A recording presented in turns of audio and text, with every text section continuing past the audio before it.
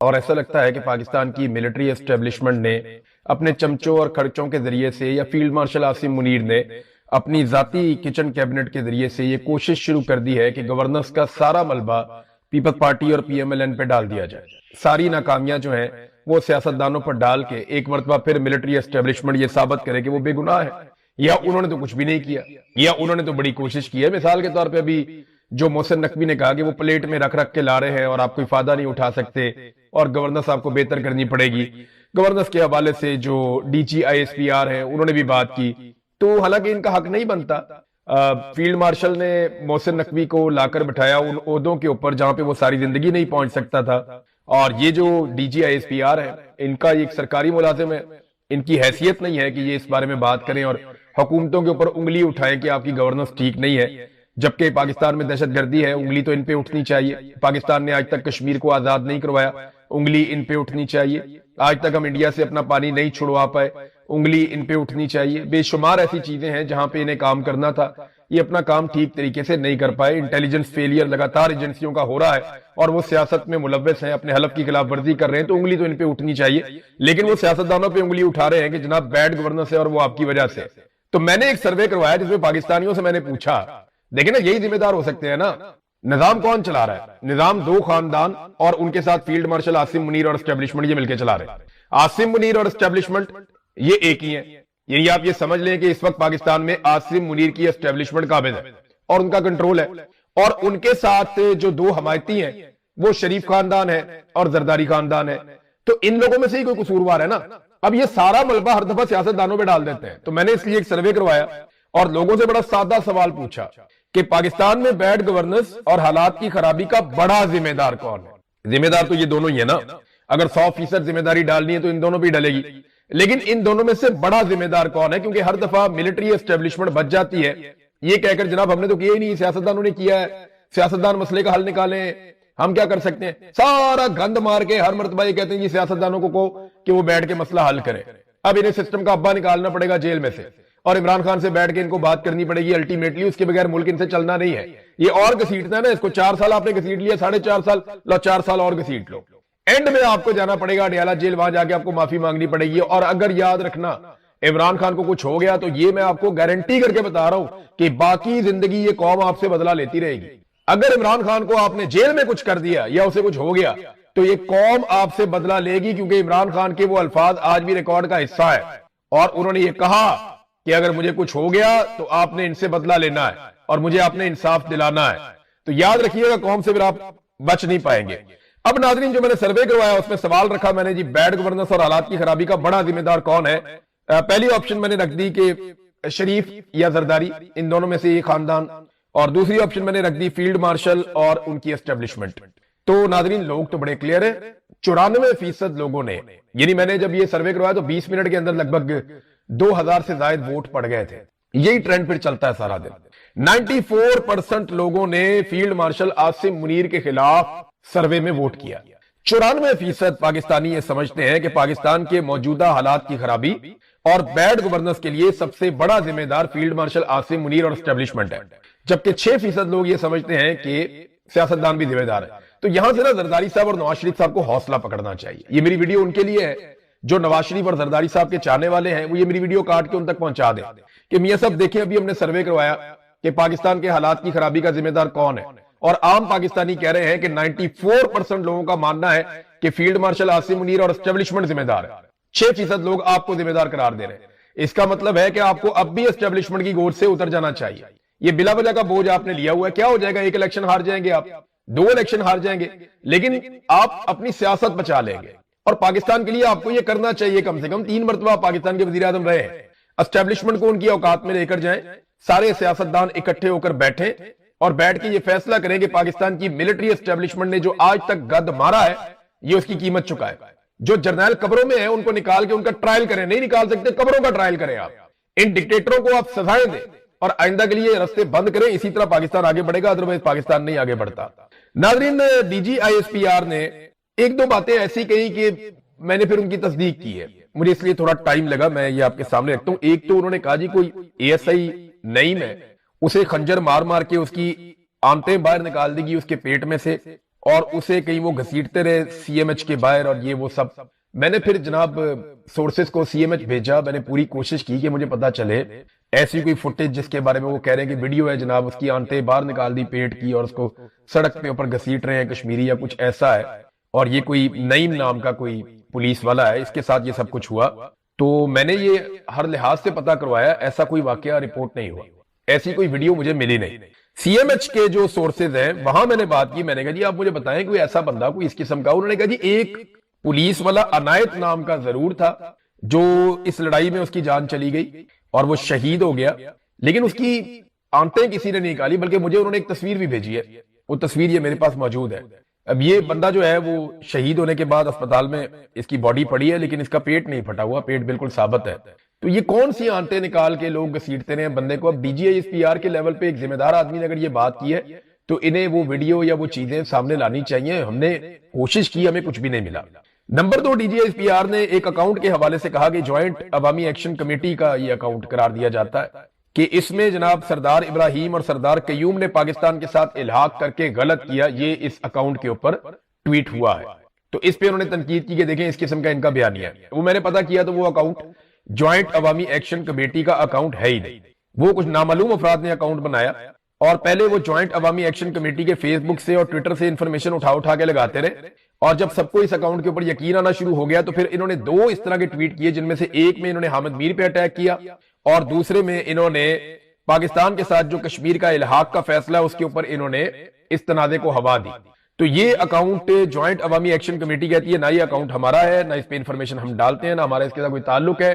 یہ کوئی false flag operation کے لیے اکاؤنٹ بنایا گیا ہے جس سے نفرت پھیلائی جا رہی ہے اور اس نفرت کو ہمارے کھاتے میں ڈالا جا رہا ہے. یہ ویسے ہی ہے جیسے میں نے آپ کو ماضی میں بتایا کہ پاکستان تحریک انصاف کے بہت سارے اکاؤنٹس بنائے گئے ہیں. میں نے آپ کو یاد ہے آج سے تقریباً 6-8 ماہ پہلے بتایا تھا کچھ ایسے اکاؤنٹس میں نے شارٹ لسٹ کیے اور میرے ٹیم کے لوگوں سے میں نے کہا ان کو نکالو.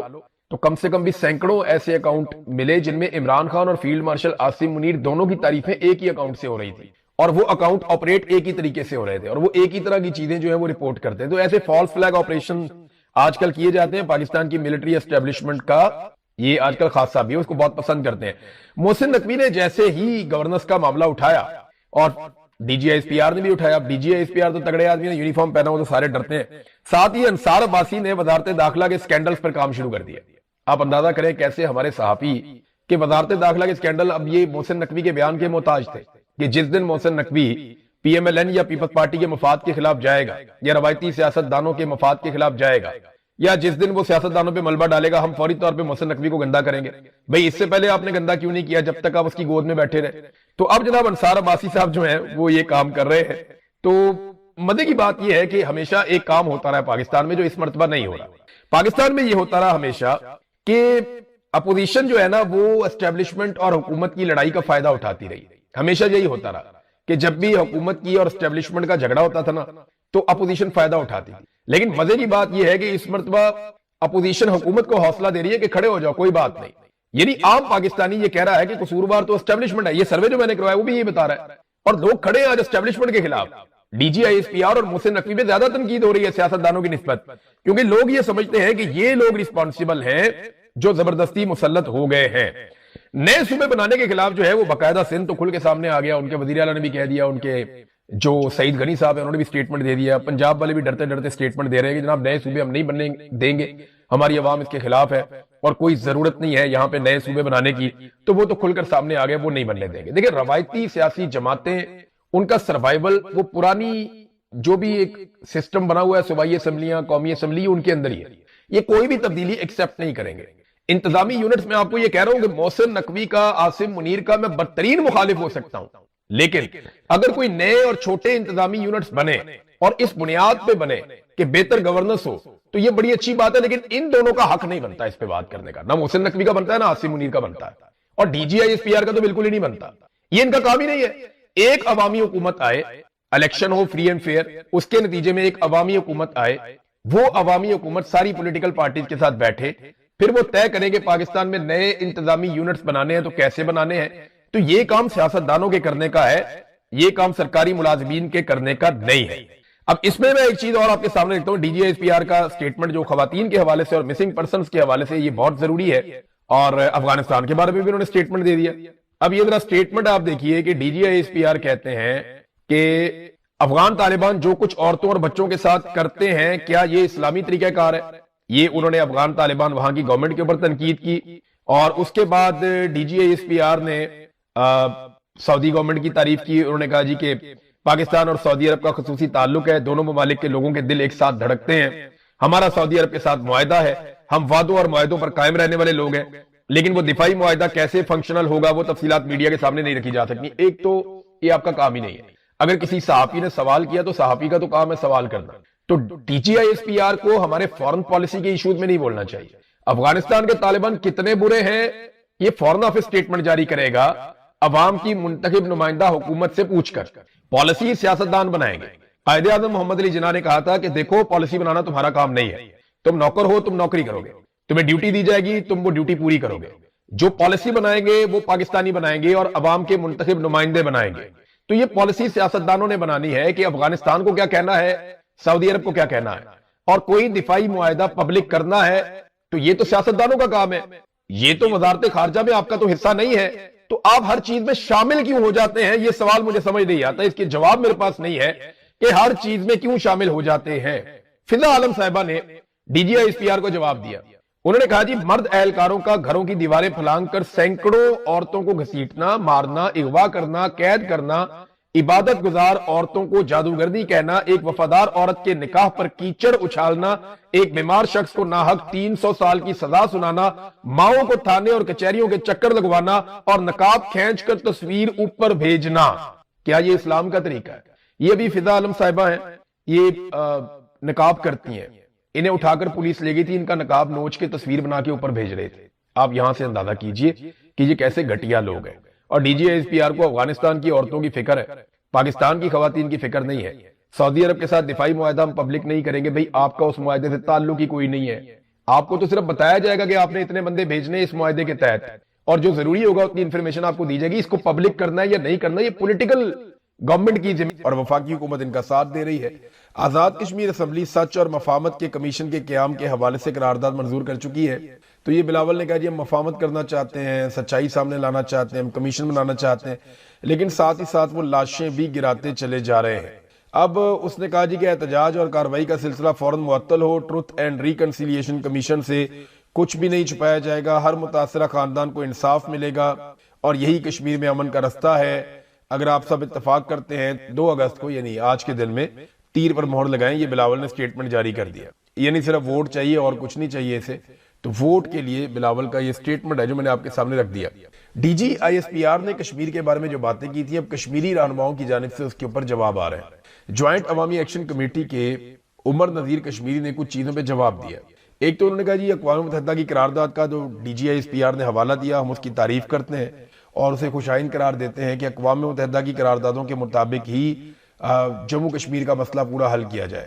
یعنی آزاد اور جموں کشمیر جو سارا کا سارا ایریا ہے جو انڈیا کے پاس ہے پاکستان کے پاس ہے، اس سارے کا مسئلہ حل کرنے کے لیے اقوام متحدہ کی قرارداد کے ذریعے سے کیا جائے. لیکن وہ کہتے ہیں ساتھ ہی پاکستان کا حصہ جب انہوں نے کشمیر کو قرار دیا D G I S P R نے تو یہ فیکچولی غلط ہے، اس لیے کہ اقوام متحدہ کی قراردادوں کے مطابق یہ ایک الگ اور متنازع خطہ ہے اور ایک الگ ریاست ہے جس کے شہریوں نے یہ فیصلہ کرنا ہے کہ انہوں نے انڈیا کے ساتھ جانا ہے، انہوں نے پاکستان کے ساتھ جانا ہے یا انہوں نے اپنا ایک آزاد ملک رکھنا ہے. تو ایکچولی تو وہ یہ سچویشن ہے. وہ کہتے ہیں جی آپ اس کو گڑبڑ نہ کریں.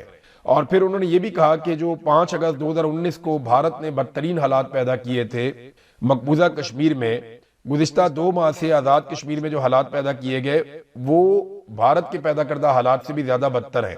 آپ کہتے ہیں جی کہ لاڈلا بچہ ہے آزاد کشمیر. انہوں نے کہا جی آزاد کشمیر ایک الگ ریاست ہے، ہمارا کوئی باپ نہیں ہے تو ہم کسی کے لاڈلے بچے نہیں ہیں. یہ آزاد کشمیر کے عوام طے کریں گے کہ انہوں نے پاکستان کے ساتھ الحاق کرنا ہے یا نہیں. اگر وہ یہ الحاق کرتے ہیں تو ہمیں اس میں بڑی خوشی ہوگی، ہم عوام کی خوشی میں خوش رہیں گے.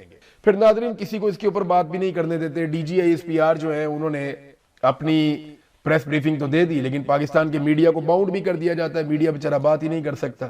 اب طلعت حسین جزا صاحب یہ ہمیشہ سے جرنیلوں کے بڑا قریب رہا اسٹیبلشمنٹ کے، یہ پرویز مشرف کے دور میں بھی بڑی اچھی جگہوں پہ رہا اور ہر دور میں یہ جرنیلوں کے یا اسٹیبلشمنٹ کی گڈ بک کے اندر رہا. طلعت حسین جب بھی زیادہ تعلقات جو طلعت حسین نے بنائے اپنی لائف میں وہ جرنیلوں کے ساتھ بنائے اور پھر جرنیلوں کی فیورٹ جماعت پی ایم ایل این کے ساتھ بھی طلعت حسین نے اچھے تعلقات بنائے. عمران خان کا یہ ہمیشہ سے بغض میں مبتلا رہا اور ہمیشہ سے عمران خان کا دشمن رہا. تو ہمیشہ جب بھی ایسا لگتا تھا کہ اسٹیبلشمنٹ اور نون لیگ کی لڑائی ہوتی ہے تو طلعت حسین کے لیے تھوڑی مشکل پیدا ہو جاتی تھی اور وہ کوشش کرتا تھا کہ ان دونوں کے بیچ میں صلح ہو جائے. تو طلعت حسین کے جو الفاظ ہیں جو اس نے پروگرام کیا، میں حیران ہو گیا تھا کہ وہ گن کر بتا رہا ہے کہ D G I S P R نے جو پریس کانفرنس کی ہے اس میں 20,500 الفاظ کہہ رہا تھا کہ استعمال کیے. آپ اندازہ کریں کہ اب اصل مدعے پہ بات نہیں کرتے، صاحب بات کر ہی نہیں سکتے، ڈر لگتا ہے بولتے ہوئے.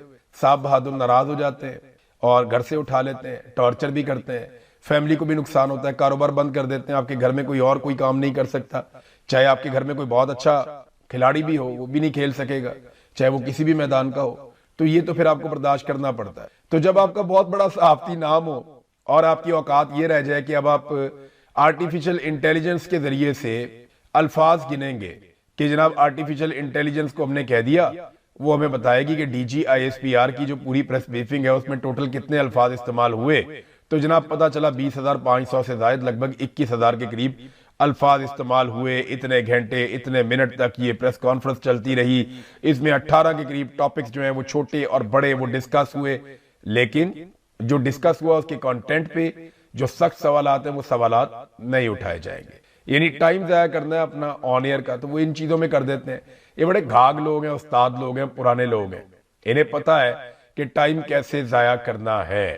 اور یہ اسٹیبلشمنٹ سے بگاڑ کے سروائیو نہیں کر سکتے. ہر دور میں یہ اسٹیبلشمنٹ کے مرہون منت بھی رہے ہیں، ان کی گڈ بکس میں بھی رہے ہیں اور اپنے آپ کو صحافی ثابت کرنے میں بھی کامیاب ہوتے رہے ہیں.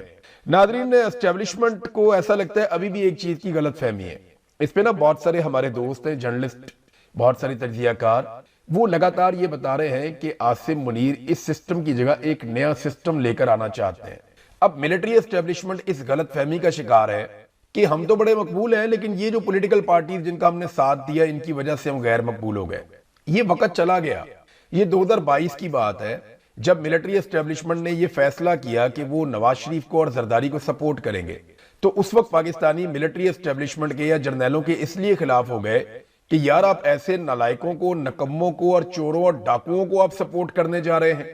تو کیونکہ آپ ان کو سپورٹ کرنے جا رہے ہیں اس لیے لوگ ان سے ناراض ہو گئے اور ان کی مقبولیت میں کافی کمی آئی. لیکن اب پلوں کے نیچے سے بہت پانی نکل گیا. اب لوگ یہ سمجھتے ہیں کہ نواز شریف اور زرداری اتنے بڑے قصوروار نہیں ہیں جتنی بڑی قصوروار پاکستان کی ملٹری اسٹیبلشمنٹ یا یہ جرنیل جن کے کنٹرول میں سارا نظام ہے، جتنے بڑے ذمہ دار یہ ہیں ہر خرابی کے. اب پاکستانیوں کی سوچ بدل گئی ہے، لیکن ملٹری اسٹیبلشمنٹ کو یہ لگتا ہے کیونکہ ہم نے انڈیا سے لڑائی جیتی ہے، ہم کوئی نہ کوئی گیم ڈال دیں گے تو پبلک ہمیں معاف کر دے گی. یہ سیاستدانوں کی وجہ سے ہم گندے ہو رہے ہیں. اب دیکھیں نا، جب آپ کے آس پاس سے خوش آمدی ہوتے ہیں نا تو وہ آپ کو ایسی باتیں بتاتے ہیں، پھر آپ کو لگتا ہے کہ شاید آپ بڑے مقبول ہیں، یہ تو سیاستدانوں نے آپ کو گندا کیا ہوا ہے. ایسا ہوتا ہے، اس طرح کی غلط فہمیاں ہو جاتی ہیں اور ہماری اسٹیبلشمنٹ کو ابھی بھی یہ غلط فہمی ہے. انہیں لگتا ہے کہ وہ خود آ جائیں گے یا کوئی اور نظام لے آئیں گے تو لوگ قبول کر لیں گے.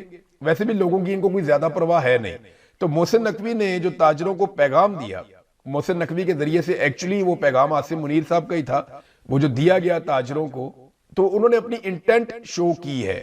اس کے بعد نواز شریف نے، شہباز شریف نے، اسحاق ڈار نے، مریم نواز نے اور دو چار لوگ ہیں ان کے اپنے کچن کیبنٹ کے، انہوں نے بیٹھ کے ایک میٹنگ بھی کی ہے، اس کے بارے میں بھی خبر آئی. جبکہ رانا ثناء اللہ اور خواجہ آصف، یہ دو بہت قریبی لوگ ہیں نواز شریف کے، شہباز شریف کے، انہوں نے باقاعدہ محسن نقوی کو چیلنج بھی کیا، اس کے خلاف سٹیٹمنٹ دیا. رانا ثناء اللہ نے تانا دیتے ہوئے کہا کہ جس نظام کے تم خلاف بات کر رہے ہو اسی نظام میں آپ نے 30 سال کا سفر 3.5 سال میں طے کر لیا. جبکہ خواجہ آصف نے کہا کہ نیشنل ایکشن پلان کی بات D G I S P R نے کی تو اس کا تو 1 پوائنٹ صرف فوج نے پورا کرنا تھا اور باقی 12 پوائنٹ تو وزارت داخلہ کے انڈر تھے. تو آپ نے ان 12 نکات کے اوپر کچھ نہیں کیا. تو آپ کی بیڈ گورننس تو آپ کی ہے کہ وزارت داخلہ نے اپنا کام نہیں کیا اور محسن نقوی صاحب اپنا کام کریں. ان کے اوپر تنقید ہو رہی ہے. پیپلز پارٹی نے تو باقاعدہ مطالبہ کر دیا کہ محسن نقوی استعفیٰ دے اور بڑی سخت تقاریر محسن نقوی کے خلاف کی. اب دیکھنا یہ ہے کہ پی ایم ایل این کب کھل کر سامنے آتی ہے. لیکن یہ خبریں مارکیٹ میں چلائی جا رہی ہیں کہ کوئی ٹیکنوکریٹ حکومت یہ لے کر آ جائیں گے یا کوئی قومی حکومت بنانے کی یہ کوشش کریں گے یا کوئی صدارتی نظام یہ لے کر آنا چاہتے ہیں. محسن نقوی کا نام لیا جا رہا ہے، شاید وزیر اعظم اس کو بنا دیا جائے.